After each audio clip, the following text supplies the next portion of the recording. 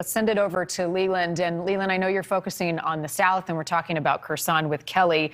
A major shift in that city, particularly today. Yeah, a major shift really everywhere. And since you brought it up, we'll go ahead and start on the South. The Russians had pushed through Kherson. That was the one and only major Ukrainian city they took and owned. And then they were hoping to push out and on Odessa. Still today, you've got Russian ships here in the Black Sea. But the Ukrainians have fought back in this direction through the blue, and now Kherson is contested. That means that the Russians can't push out here, nor can they push north. Past 24 hours, lots have also changed here in the east. Mariupol, there's not much left of. It's basically a wasteland. The Russians have all but completed their land bridge here over across. And the one question is why the Russian generals said their only goal was the Donbass.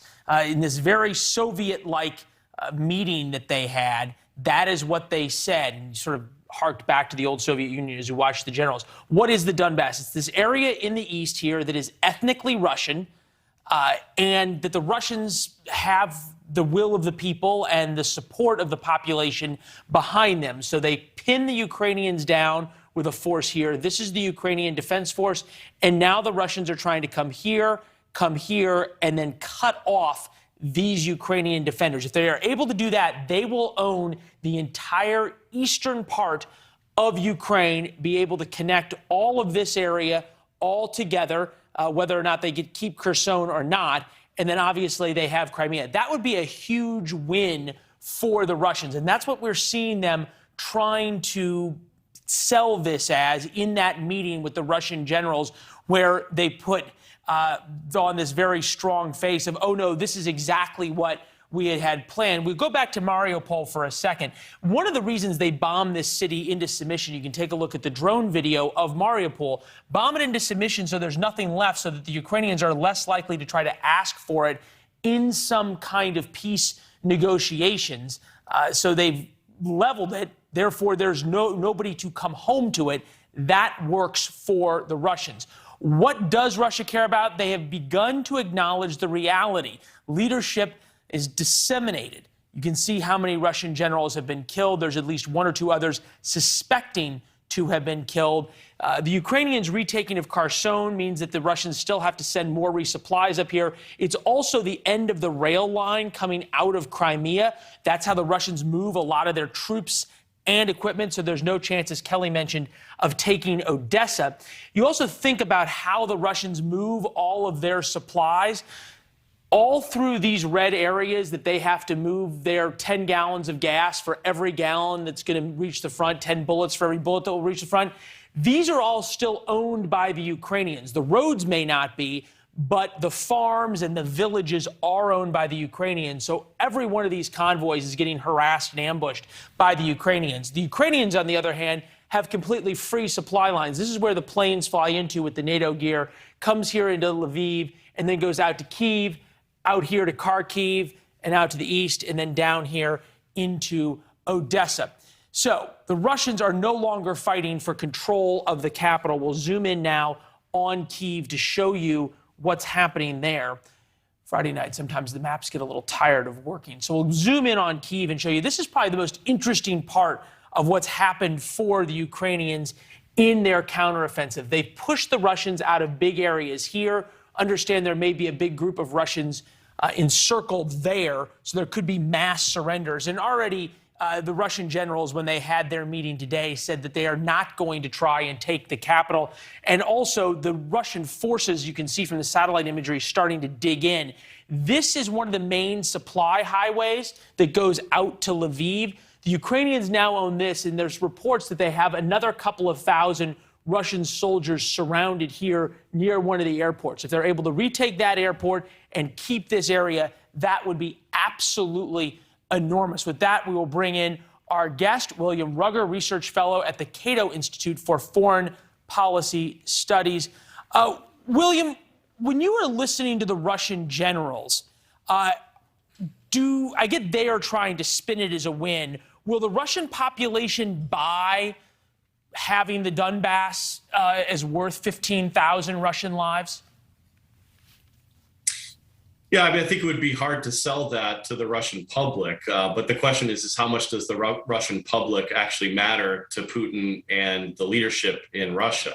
I mean, what I think you could be seeing, again, like you talked about earlier, is the Russians recalibrating their war aims to the new realities of the battlefield, that what the battlefield has made transparent, largely through the bravery of the Ukrainian forces pushing back. But there is a question about, is it actually just a strategic pause to prepare for further pushes ahead? And so that's really the question right now. And if they are reducing those war aims, that focus on the Donbass, would be something for Russia. But again, whether they would think that is worth the cost is a whole nother You say issue. strategic pause, though.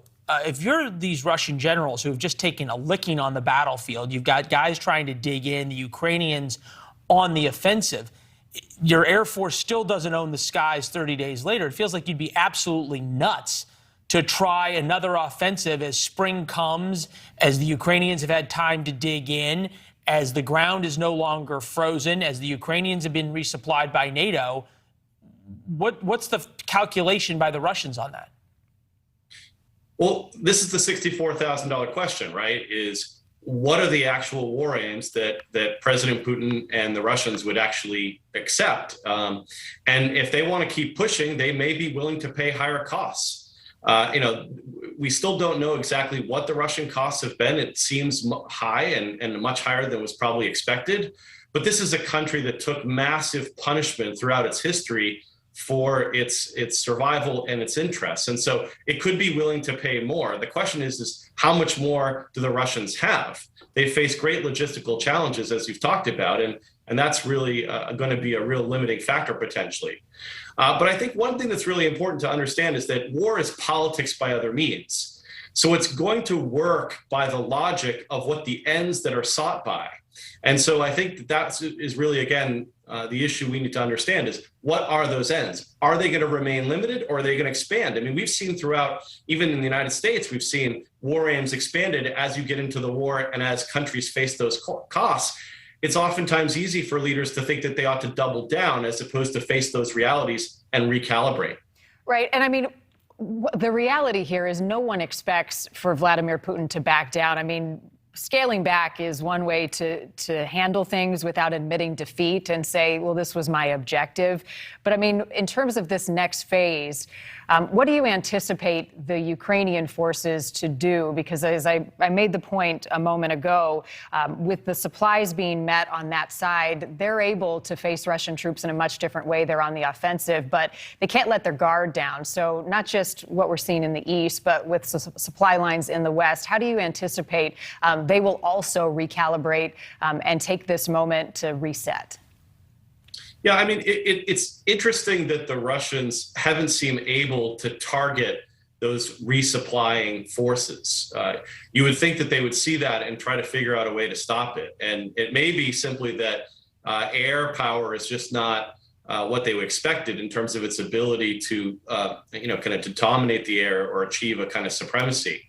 One thing that I think that is really interesting about how things have emerged is that there was a lot of talk about the importance of a no-fly zone, but really a no-fly zone, that's not been the deciding thing right now. It's really been the issue of the ability to resupply those forces and to use, javelins, for example, to push back against, the Russian forces that are using, heavier capabilities. And the Russians haven't been able to use that kind of combined arms focus that the United States does when it fights conflict. So it's really been a mess for the Russians and shows that they're actually not the 12-foot tall giant that many may have thought of when they were talking about the dangers to Ukraine or to our NATO allies.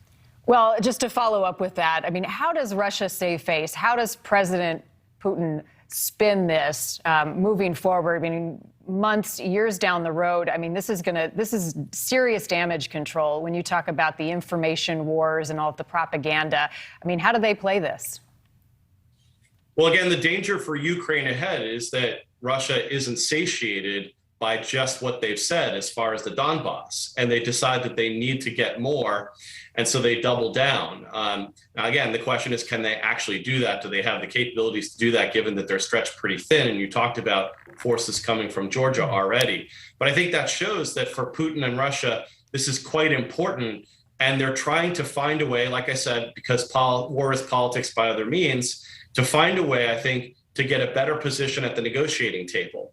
And ultimately, that's how I think this war will conclude, is that at the point at which both Ukraine and Russia decide that the benefit of continuing the fight is just not there, then you'll see, I think, some kind of reality about what needs to happen at that table. But right now, I think the sides are far apart. Yeah, I don't think the Ukrainians want to give up the kind of territory that they may have to. Yeah, William, I don't know. I don't know. The Turks seem to think that the Russians and Ukrainians are getting closer. The Israelis certainly do, but you sort of have to see how this plays out over the weekend. I'm wondering if what we saw today from the Russian generals wasn't a little bit of telegraphing publicly. William, thank you very much. We appreciate it. Good to see you.